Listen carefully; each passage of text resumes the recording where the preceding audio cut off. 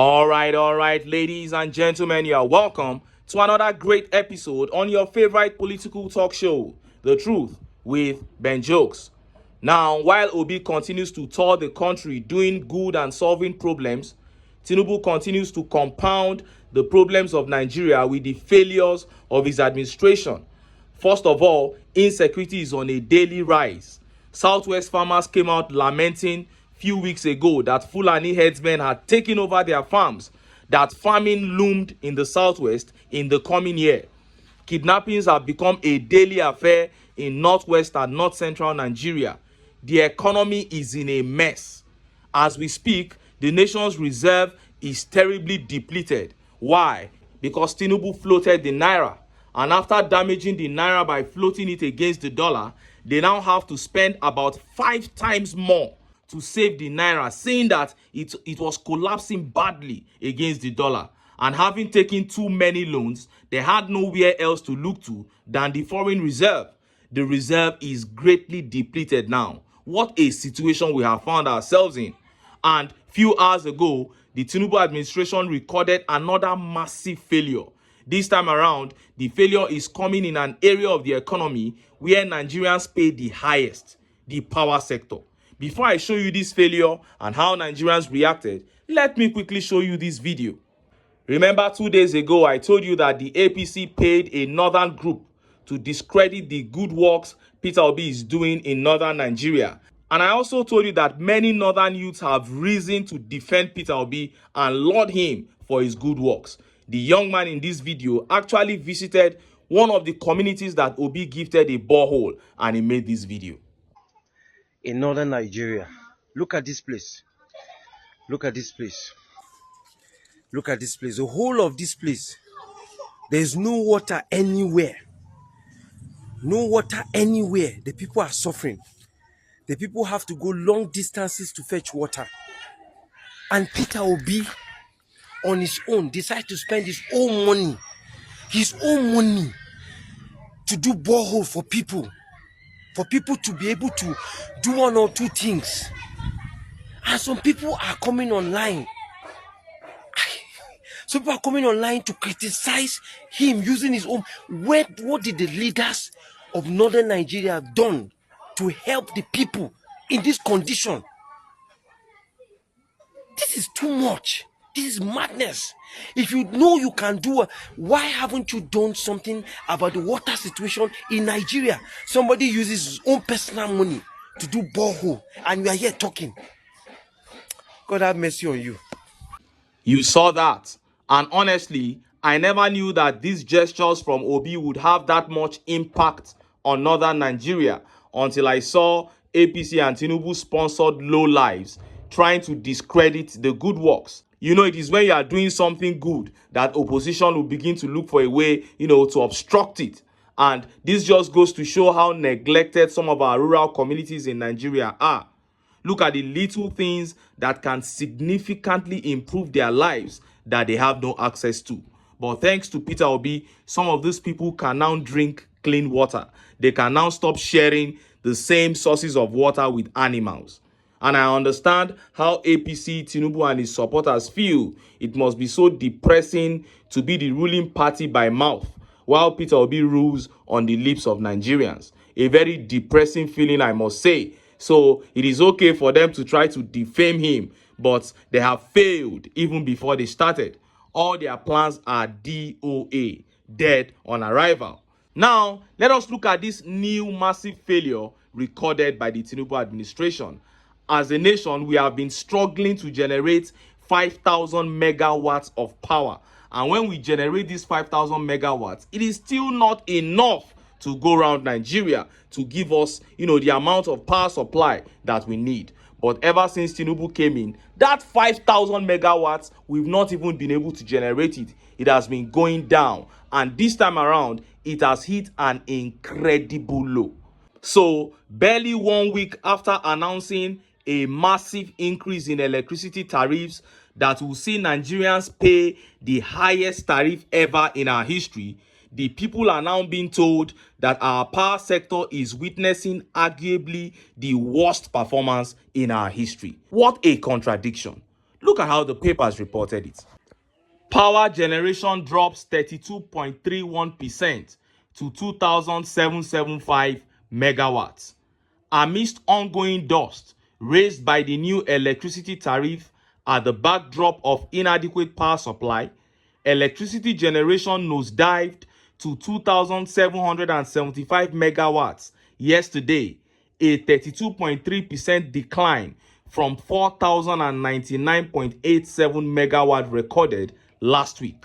This was contained in the data released by the Nigeria Electricity System Operator (NESO), a semi-autonomous unit of the Transmission Company of Nigeria (TCN). Findings by Vanguard indicated that there has been no improvement in the power value chain despite the recent review of Band A power consumers billing, as there is an inadequate supply of gas to the thermal stations, including the poor state of transmission lines, as generation averages 4,200 megawatts since this year. Information supplied by the Independent System Operator (ISO) showed that as of 6 p.m. yesterday, load allocation to the 11 discos, which stood at 2,775 megawatts, gave Abuja discos the highest allocation at 428 megawatts, followed by Ikeja Electric at 422 megawatts, Eco Disco at 359 megawatts, Ibadan Disco at 335 megawatts, Benin Disco at 227 megawatt, and Enugu Disco at 200 megawatt. The distribution companies with the lowest allocation were Yola Disco at 79 megawatt, Jos Disco at 158 megawatt, Kaduna Disco at 181 megawatt, Kano Disco at 188 megawatts, and Port Harcourt Disco at 198 megawatts. This showed that generation was inadequate for transmission and distribution to households and organizations in different parts of the nation, a development that pushed the electricity distribution companies (DISCOs) to embark on load shedding to spread the limited electricity to many at different times. And look at how Nigerians reacted. Look at some of the tweet reactions. This tweet by Temitope Samuel says, "The truth of the matter is we are still far from industrialization. Shebi before now, we're still struggling with 5,000 megawatts of electricity. Today, it has dropped below 4,000. We cannot move an inch if our power system is still galloping this way." That is it. And this tweet by Great OC says, "I'm paying for darkness, no light for over a month. Yet BEDC brought bill 78,000 naira for me to pay for the darkness. What did we do wrong to Nigerian government as citizens to go through this suffering?" And Oluwafemi here says, "Yet they are budgeting 15 trillion naira to build coastal roads." That is it. Very shameful budget. We are talking about declining economy, and you know that economy is driven by production, and you know that production is not possible without power. Yet this man is doing nothing about it. How can the power sector be crumbling at this point of our economy? Very disgraceful. And this tweet by Olufemi Adeleke says, "Less than 3,000 megawatts for a country with over 200 million population. It is a very long way to go." And this tweet by Mr. Tunji says, "Power that is not enough still drops again. Which type of one chance government is this, for goodness sake, my brother?"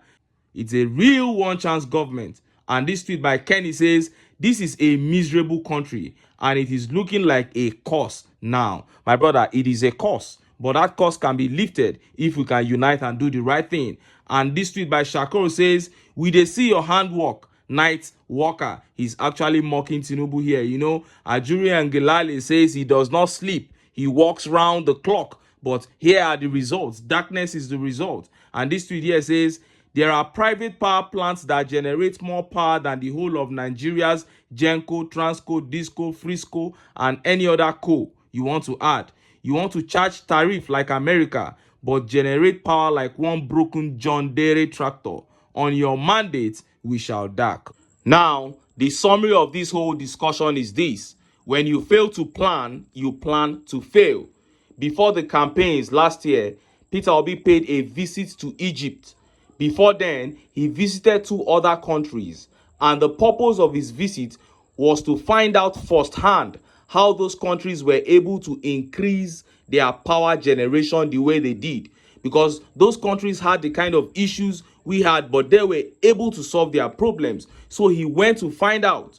Obi is not an engineer. It's not like he was going to learn how to do the power generation himself, but he needed some knowledge as a man who was willing to improve power generation in Nigeria.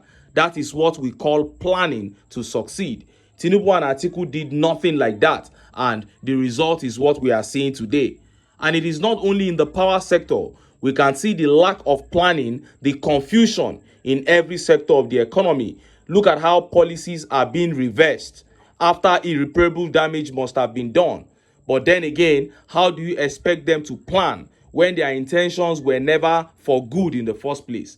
This is the APC, and backwardness is what they represent. If Nigerians want to get back to having the relative peace and the relative progress that we used to have in this country before this evil association came on board, then Nigerians must put their sentiments aside and come together and get the APC out of power. But until then, make I still enter town.